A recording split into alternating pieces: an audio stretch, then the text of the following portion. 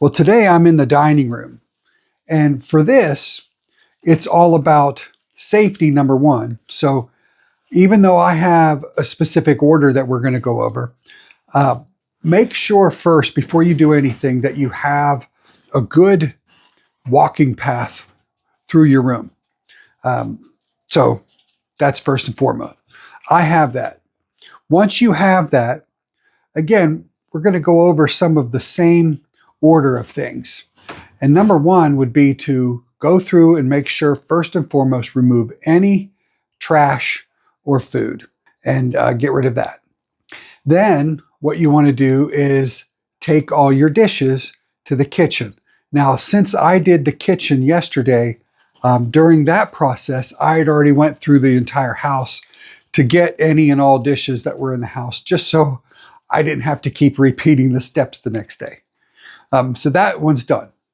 But in case you are starting in the dining room, or if your kitchen was already fine and just maybe your dining room is what is giving you the headache, then yes, you want to take your dishes out into the kitchen.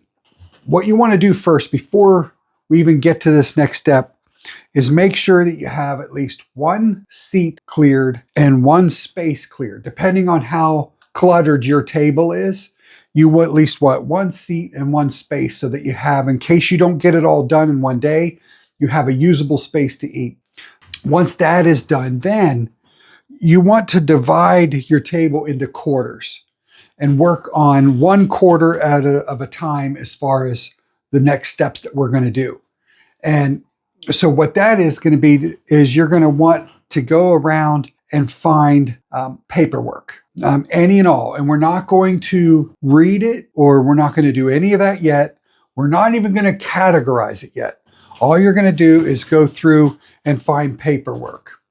And that's going to be in a section. Then once you have your paperwork, you're going to put, if you have your tote, just like we did in the kitchen, have a tote or some type of a container for things that don't belong in the dining room, that belong in the other rooms. Again, we're not going to make back and forth treks. We have MS. We want to use a good day, not use up a good day. Then we're going to, once we have everything kind of the paperwork and all of the items that don't belong in here, then we're going to figure out where things go. So if things have been misplaced, get them back to where they were supposed to be and so forth. Then we're going to wipe down the items in different sections. So you're going to start with whatever's the cleanest and start wiping things down because, again, you want sanitary. Then once that, we're going to reset the chairs because, during this process, we may have to move chairs out, so forth like that. Last but not least, you will sweep or mop, vacuum, whatever, your floor surface is.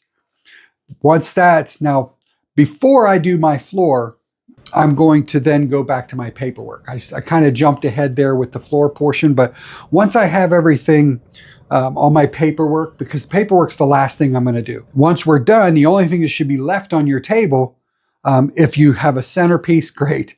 But if not, like I don't. So the only thing that's going to be left on my table is paperwork. And that way, before I even do the floor, I'm going to then, because I don't have to stand to do that, I'm going to be able to sit and I'm going to go through the paperwork.